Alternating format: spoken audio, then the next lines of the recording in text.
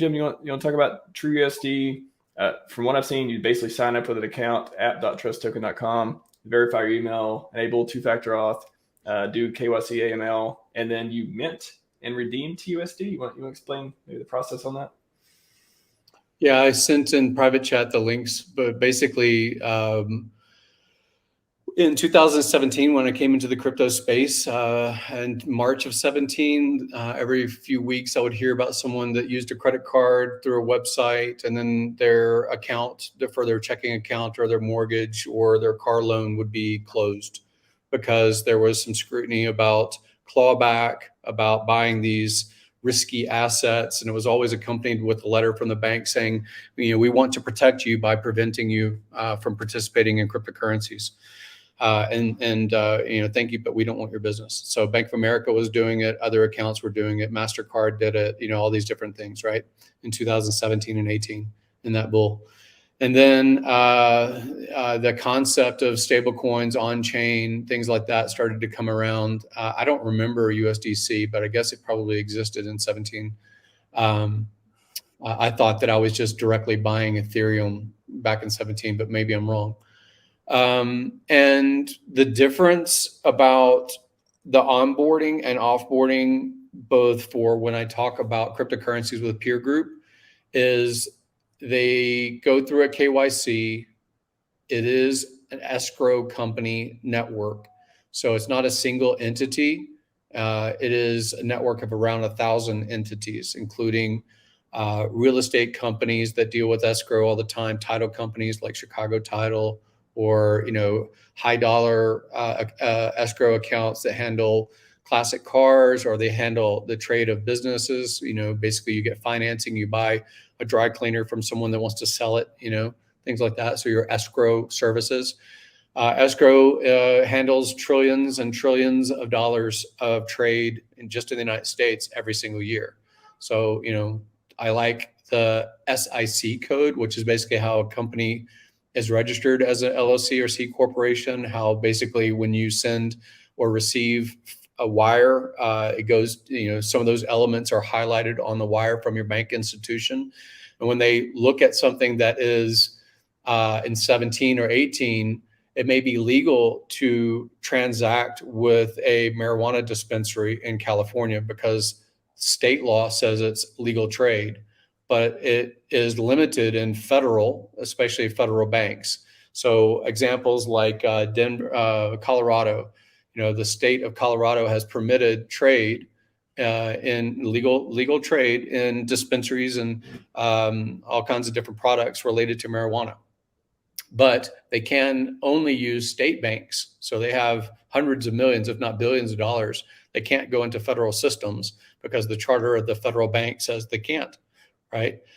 So I like escrow for a few reasons. One is because the SIC code of a central exchange for many years has been on a highlight list. As far as the nature of the company, what is it? What is a central exchange in cryptocurrency? And sometimes that's a gray zone. So some banks will decide that they don't want to do business with you anymore and they'll close accounts. The SIC code of TrueUSD or Trust Token is escrow company. So I have to prove where the money came from when I'm onboarding. It goes from my checking account, and my taxes and things like that are always available for review and scrutiny and all that kind of stuff. And when money comes back out from cryptocurrency, if there's profit or loss, it's just easier for me to bookkeep, and it's easier for me to comply, basically.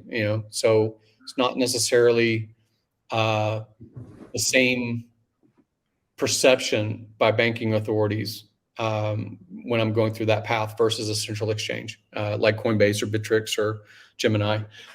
They do have resources that are, like I said, escrow, so it's effectively a bridge.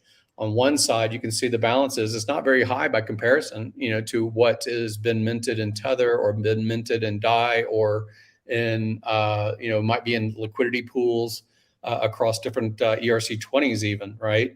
So if you see an LP of TUSD paired with Hex, you may actually have more slippage because it'll have to do more routing to get you what you want through other stables even, or through other coins.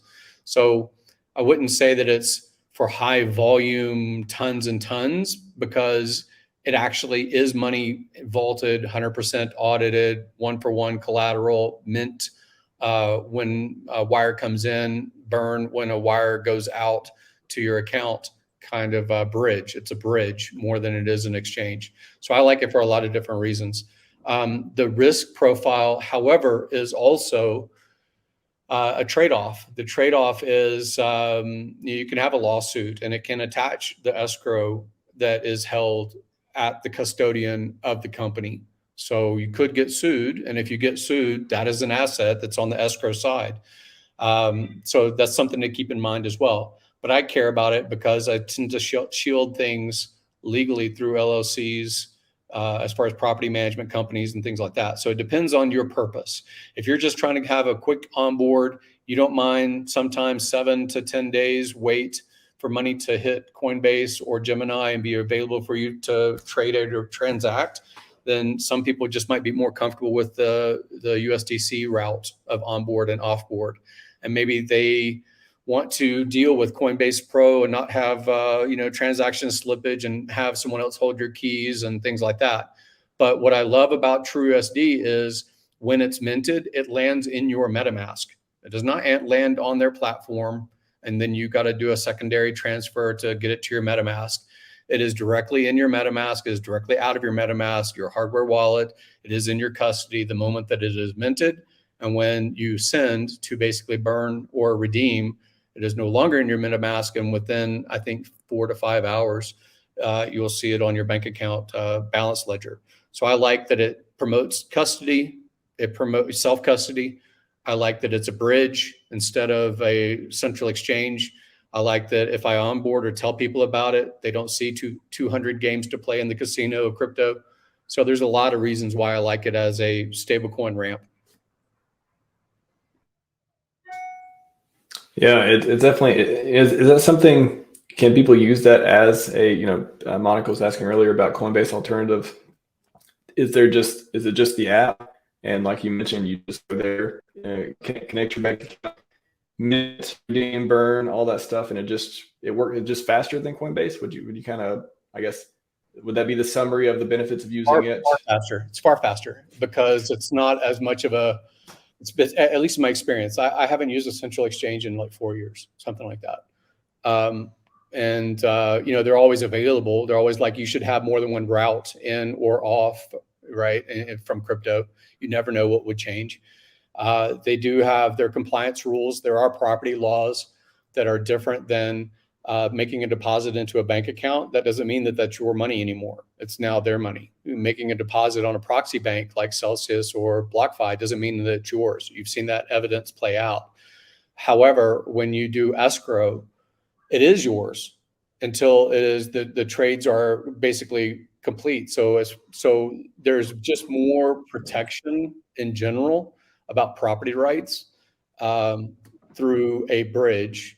And again, it does offer a little bit more risk to you as well, because those things can be attached. Like you could get a lien against your asset. You could go through a divorce and the escrow element could be attached. So there's certain things to consider in general, but you can always route once you've gotten in through TUSD system. You could go to Tether, you could go to USDC, you could exit, and comply with whatever the rules are on your other exit point, should you choose to, be in a stable, be in Bitcoin, be in Ethereum, be in Hex, whatever it is, as we move forward in cryptocurrencies. So it's up to you to know your best hedging, your best systems. And I just happen to like this one.